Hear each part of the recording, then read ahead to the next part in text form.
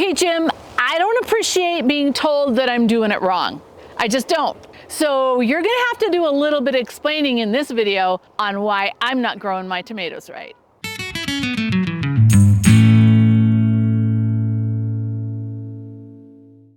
Hey Provident gardeners, we are back in Jim Gause's garden, and he has the audacity to tell me that I am using my tomato cages wrong. So Jim, I think you have some explaining to do.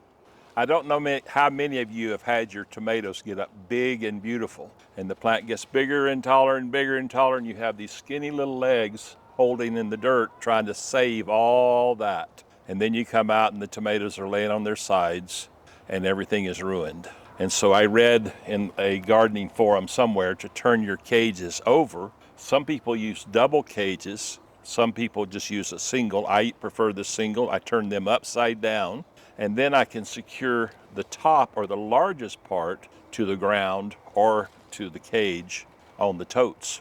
And you can literally have a Utah wind and not lose your tomatoes. And it works out well. The plants grow up in it. And then you'll notice that at the very top, they're actually tied together so that each one of them supports the other. I think that is a super cool idea. And I'm trying to decide whether or not I should forgive him for telling me that I'm doing it wrong. But I think this is a great idea, and maybe that's what I need to try next year. So anything else you want to tell us about growing these tomatoes? The thing that I really love about the Mittleider system is you do the prep on all the soil at the beginning and make sure you have everything that you're missing because you're using semi-artificial material. But then each week you give them a little bit of fertilizer as you water them, and it has been fabulous.